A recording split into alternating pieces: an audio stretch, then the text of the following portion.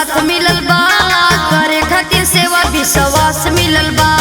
भैया अखिलेश जी के साथ मिलल बा, करे खातिर सेवा विश्वास मिलल बा।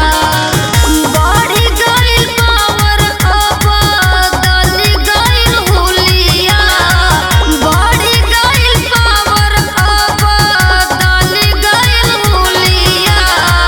जनता उन्नति पार्टी के साथे चलल साइकिलिया, जनता उन्नति पार्टी के साथे चलल साइकिलिया।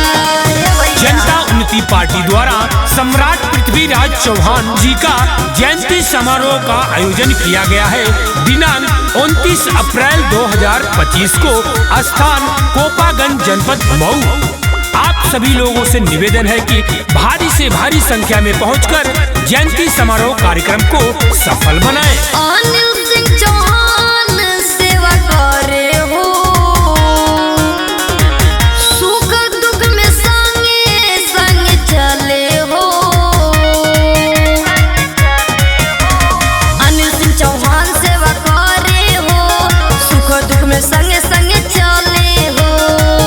दुखवा पर आई जाई मिली खुशहालिया, दुखवा पर आई जाई मिली खुशहालिया।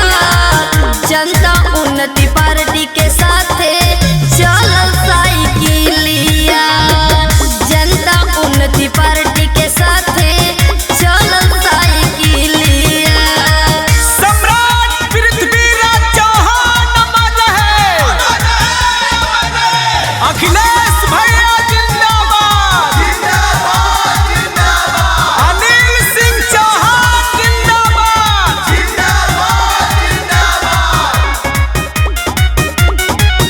दुखिया गरीबवन के चहेता हमें, हर महतरियन के बेटा हमें। दुखिया गरीब के चहेता हमें, हर महतारिन के बेटा हमें। मन में न बाटे इनके तन को मैलिया, मन में न बाटे इनके तन को मैलिया। जनता उन्नति पार्टी के साथे चलल साइकिलिया, जनता उन्नति पार्टी के साथे चलल साइकिलिया।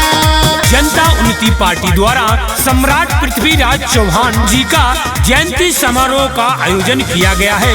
दिनांक 29 अप्रैल 2025 को, स्थान कोपागंज, जनपद मऊ। आप सभी लोगों से निवेदन है कि भारी से भारी संख्या में पहुंचकर जयंती समारोह कार्यक्रम को सफल बनाएं। चाचा